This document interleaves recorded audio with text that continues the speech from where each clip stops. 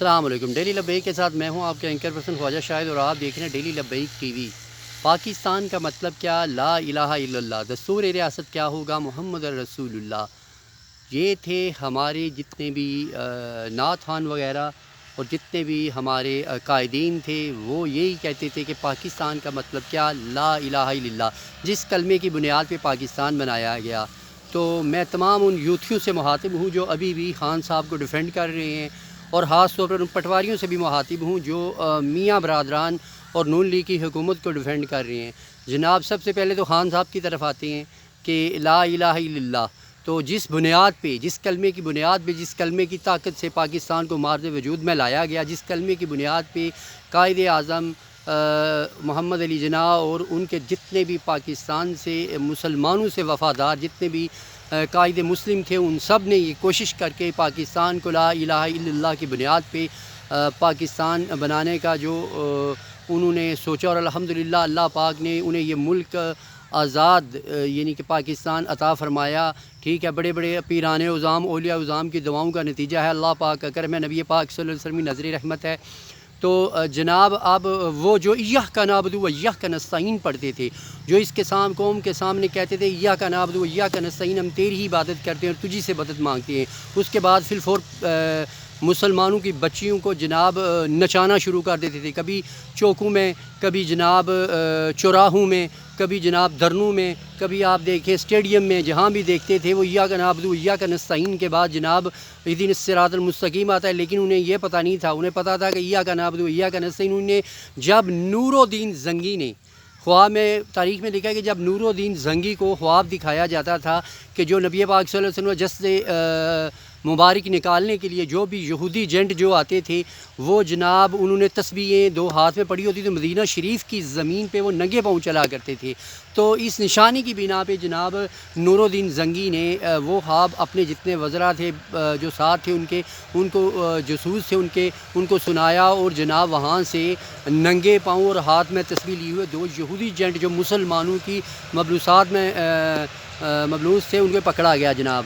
تو یہاں بھی کچھ ایسا ہی ہے کہ جناب ہاتھ میں تسبیح ہوتی ہے اور تقریروں کے پہلے ایاک نعبد و ایاک نستعین ہوتا ہے، لیکن بات سنیں، وہ کہتے ہیں کہ یوتھ کے ڈیفینڈ کرتے ہیں، جناب ان کے منہ سے نکل جاتا ہے، کبھی کبھی جناب منہ سے نہیں نکلتا، وہ کبھی یہ مثال دیتے ہیں 1,40,000 پیغمبر کی مثال دینا شروع کر دیتے ہیں جو جناب قادیانیوں اور مرزائیوں کی کتابوں میں لکھا ہوا ہے، کبھی وہ یہ کہنا شروع ہو جاتے ہیں جناب کہ وہ جو نبی پاک صلی اللہ علیہ وسلم کو نہیں مانتا وہ مسلمان، آپ نے سنا ہی ہوگا۔ اب میں منہ سے وہ الفاظ ہی دہرانا چاہتا جو الفاظ آپ کے خان صاحب نے جناب اس قوم کے سامنے جو کچھ کیا ہے وہ پوری قوم کو پتہ ہے جناب، آپ پھر بھی ڈیفینڈ کرتے پھریں، تو دجال کو تو آپ ایسے تسلیم ہار ڈال کے گلے میں تسلیم کریں گے جتنے بھی، تو یہ بھی جناب وہی معاملہ ہے، دجالی سسٹم کو نصب کرنے کے لیے جن جن لوگوں کو پاکستان میں ٹارگٹ دیا گیا ہے، آپ دیکھتے ہیں پوری معاشیت کو دجالی یعنی کہ جتنا بھی ہے دجالی نظام اس کے گروی رکھا جا رہا ہے۔ تو آپ یہ بھی دیکھ لیں کہ جناب وہ کیا کہہ رہے ہیں کہ لا الہ الا اللہ سے ہم نے آپ کو آزاد کرنا ہے، نعوذ باللہ استغفر اللہ، تو کہتے ہیں ان کے منہ سے نکل جاتا ہے ڈیفینڈ کرتے ہوئے، سر یہ تو بڑے آرام کے ساتھ انہوں نے کہا، انہیں منہ سے یکدم نہیں نکلا، جس طرح صرف ان کے منہ سے نہیں نکلے گا تو خاتم النبیین نہیں نکلے گا، باقی ہر چیز ان کے منہ سے نکلے گی جو اسلام کے خلاف ہوگی۔ تو جناب واقعی وہ آزاد کروانا چاہتے ہیں آپ کو، جو جس طرف وہ لے کے جا رہے ہیں نا آپ کو، وہ دجالیت کی طرف، جو پاکستان کو 3.5 سال میں دجالیت کی جتنے بھی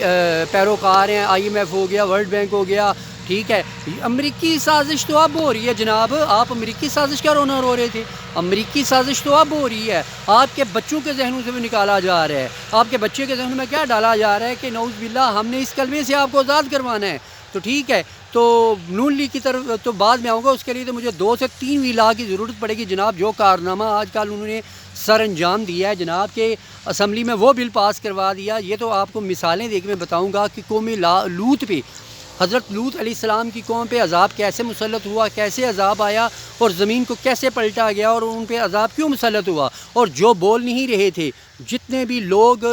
خاموش تباہ بنے ہوئے تھے، جتنے بھی لوگ اس گناہ میں ملوث تھے، تو دیکھیں ان کے ساتھ کیا سلوک ہوا، اور جتنے ان کے خلاف بیچارے کمزور تھے بے شک، لیکن منہ سے ان کو برائی کہہ رہے تھے اور ہاتھ سے روکنے کی بھی کوشش کر، لیکن وہ رک نہیں رہے تھے، تو ان لوگوں کے ساتھ کیا ہوا۔ تو میں آپ کو پھر لیے چلتا ہوں جناب واپس اپنے اسٹوڈیو میں. ٹھیک ہے، السلام علیکم ورحمۃ اللہ.